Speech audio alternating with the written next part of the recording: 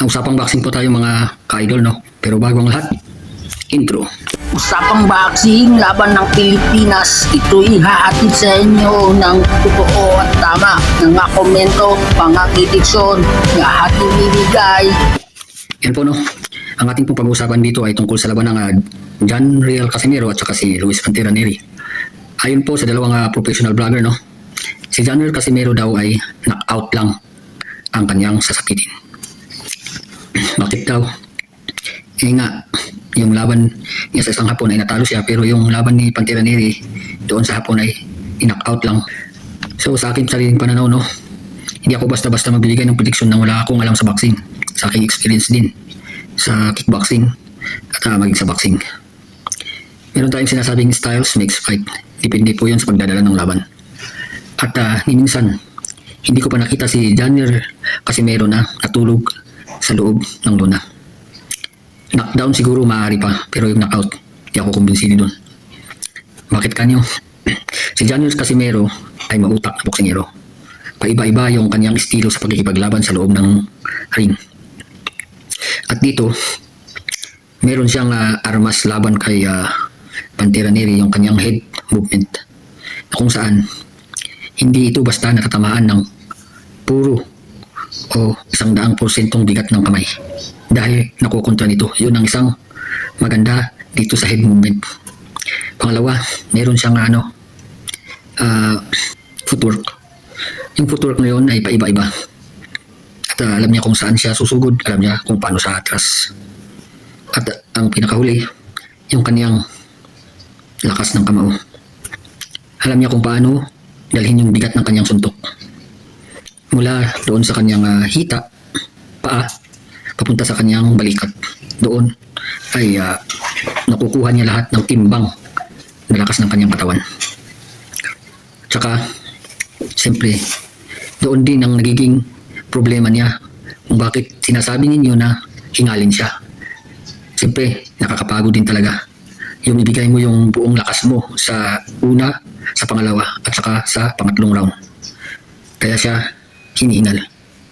Pero huwag tayong mag-alala dahil siyempre, hindi niya man po matapos yun sa una hanggang pangatlong round, ay may pagkakataon pa rin po siya dahil nga sa kanyang head movement na pwedeng makatalo kay Pantera Neri. Pantera Neri ay siya yung tinatawag natin standing puncher. Sugod po siya ng sugod. Hindi niya po namamalayan na yung kanyang depensa sa kanyang ulo ay bumababa na. At yun yung napakalaking chance na manalo ang ating pambato na si Janier Casimero. At sa mga iba po, no, ng mga boxing fans natin na hindi nakakaintindi sa mga boxing ko mo, pero nagsasabi na ang mga boksingero natin ay pumipili ng kalaban na takot lumaban sa mga malalakas. Kaya po nitong si Carl James Martin, hindi niya po kasi hawak talaga yung desisyon. Kaya yung napanood nga natin yung kanyang laban ay lahat ay nagulantang. Dahil nga naman 7 months siya na naging sayo, pinagandaan yung laban, tapos malalaman lang niya doon sa venue na parang doon sa basketball court na open pa man din. Siyempre, magtataka ka talaga, no? Pero sa totoo lang, no, siguro kung si Carl James Martin ay taga Bisaya, sigurado maganda yung venue na laban na kung saan siya lalaban.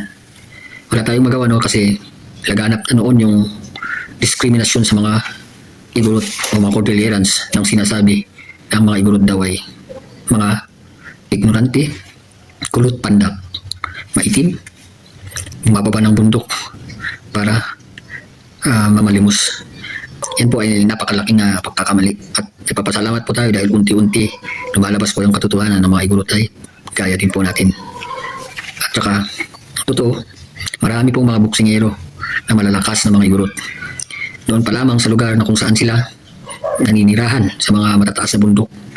Paglalakad pa lamang nila sa mga matataas na lugar na mayroon silang buhat-buhat na mabibigat na bagay ay ensayo na rin po yun sa kanila. Ang nagiging problema lang po kasi natin mga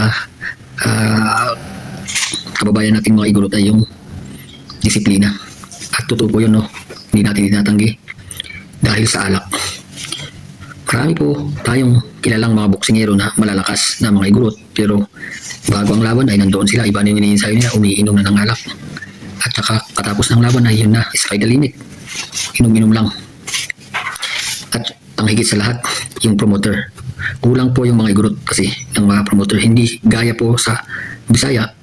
Doon unang nakilala ang ating pambansang kamao na si Manny Pacquiao. Kaya doon po yung maraming mga boksingero. Pero kung mabibigyan lang po ng pagkakataon yung mga kababayan natin, mga Tibocor Delirans, ng magandang promoter, at sigurado po dyan na meron magkakampiyon na kababayan nating mga igurot sa larangan ng boxing. Hindi lang po sa larangan ng one champion martial arts. Hanahan po natin ang mga igurot kung tungkol naman po sa mga sport na ganyan martial arts ay sila din po ang nangunguna. Sila din po ang nakikilala dyan. Pero sa boxing, promoter lang talaga po ang kulang. Bigyan po natin ng pagkakataon sana yung mga boksingero natin na nakangarap din. At saka hintayin natin yung oras para sa kanila. Marami pong nagbabas tungkol po kay Karamis Martin na sinasabi na magtataho ang kalaban. Takot si Karamis Martin kay Itumbua. Ang katotohanan po yan, no? Ang mga boksingero ay gusto pong mapalaban sa malalakas dahil alam nila na kung makakalaban sila sa mga boksingerong may pangalan, matalo man po sila o manalo ay paldo na yun sa kanila. Gaya po ng ating angas ng Pinas. No, alam niya, nalanganin siya. Pero kapag binigay sa kanya yung laban na yan, paldo talaga yan. Manalo man o matalo. At ito po yung matagal na mithiin. Nais na mangyari ni Karamis Martin na palaban po sa champion upang matis din naman yung kanyang sarili kung kaya pa talaga niyang makipagsabayan. Pero sa huli, promoter po talaga ang nasusunod. Hindi po boksingero. Puwera lang kung katulad po siya ng ating pambansang kamaunan si Manny Pacquiao ay pwede. Dahil kilala siya, hindi lamang kilala siya bilang sa ng boxing pero kaya niyang i-promote ang kanyang sariling laban. Yan naman po at sana maintindihan po natin yung tungkol dyan sa mga boxing. Yan. Maraming salamat.